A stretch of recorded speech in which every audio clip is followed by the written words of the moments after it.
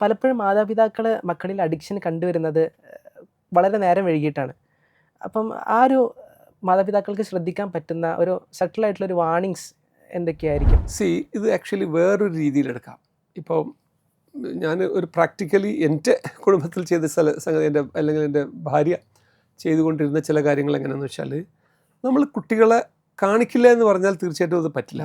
അപ്പം നമ്മൾ കാണിക്കുന്ന അവർക്ക് ടൈം അലോട്ട് ചെയ്യും. ഫോർ എക്സാമ്പിൾ, ഈ പഠിത്തം കഴിഞ്ഞു കഴിഞ്ഞാൽ നിനക്ക് TV ടൈം ഒരു 1 hour ഉണ്ട്, അതല്ലെങ്കിൽ ഇന്ന ജോലി കഴിഞ്ഞു കഴിഞ്ഞാൽ നിനക്ക് ഇത് ചെയ്യാം, അതല്ലെങ്കിൽ പഠിക്കുന്നതിൻ്റെ ഇടയിൽ ഒരു ബ്രേക്ക് ടൈം ഉണ്ട് എന്നൊക്കെ പറഞ്ഞ് നമുക്ക് അപ്പോൾ എന്തായാലും കുട്ടീനെ നമുക്ക് ഇൻഡയറക്റ്റ് ആയിട്ട് കുട്ടീനെ പഠിക്കുന്നതിന് നമുക്ക് പ്രോത്സാഹിപ്പിക്കാൻ പറ്റും.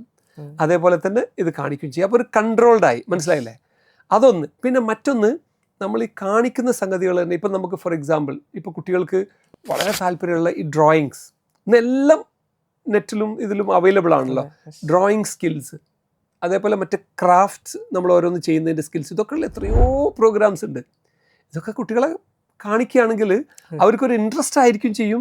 അതേ സമയത്ത് അവർക്ക് നമുക്ക് ഒരു ഈ സോഷ്യൽ മീഡിയ അല്ലെങ്കിൽ ഇപ്പോഴത്തെ ഈ നെറ്റ് കൊണ്ടുണ്ടാകുന്ന ഭവിഷ്യത്തിന് നമുക്ക് അതൊരു പോസിറ്റീവായിട്ട് നല്ല കാര്യത്തിന് ഉപയോഗിക്കാൻ പറ്റുമെന്നുള്ള ഒരു സജഷനാണ് എനിക്ക് പാരൻസിന് പറയുന്നത്. പക്ഷെ അതെന്ന് വെച്ചാൽ പാരൻസ് കംപ്ലീറ്റ്ലി അവരെ മോണിറ്റർ ചെയ്യണം എന്നുള്ളത് ഭയങ്കര ഇമ്പോർട്ടൻ്റ് ആണ്.